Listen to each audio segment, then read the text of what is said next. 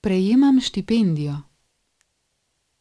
Štipendije sodijo med druge dohodke po zakonu o dohodnini.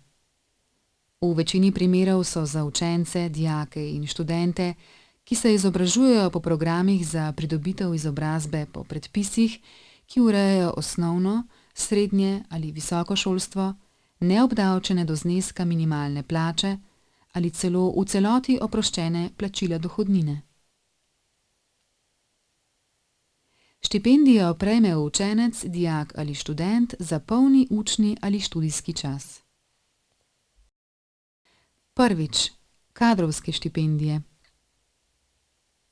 Znesek kadrovske štipendije, kamor sodijo vsa povračila stroškov, ki so povezana s študijem, se ne všteva v davčno osnovo, in sicer za študij v Sloveniji do višine minimalne plače, za študij v tujini do višine minimalne plače, povečane za 60%. Nad temi zneski so štipendije obdavčene kot drug dohodek.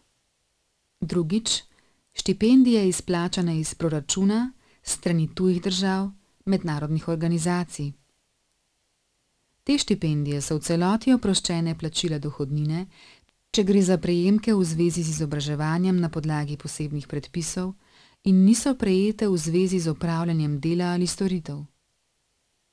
Med te štipendije sodijo na primer državne štipendije, štipendije za deficitarne poklice, Zoisove štipendije, štipendije za raziskovalce na podoktorskem študiju oziroma usposabljanju. Štipendije so obdavčene kot drug dohodek, od katerega se plača akontacija dohodnine po 25% stopnji. Kot drug dohodek se štipendije vštevajo tudi v davčno osnovo za letno odmero dohodnine. V primeru, da štipendijo izplačuje tuja pravna oseba, mora prejemnik štipendije sam v 15 dneh od dneva prejema dohodka oddati napoved za odmero akontacije dohodnine od drugih dohodkov. Napoved lahko zelo enostavno oddate elektronsko preko sistema e-davki. Brez digitalnega potrdila, registrirate se z uporabo uporabniškega imena in gesla ali z digitalnim potrdilom.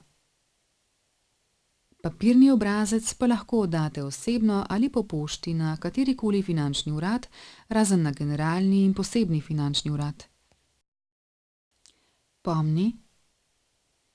Posebnost.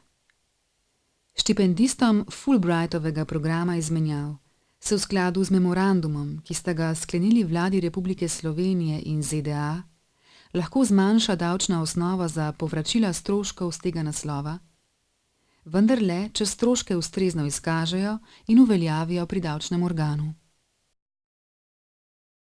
Ali ste vedeli? V določenih primerih izplačevalec dohodek sicer imenuje štipendija, vendar je že iz same pogodbe razvidno, da gre za plačilo za opravljeno delo ali storitev.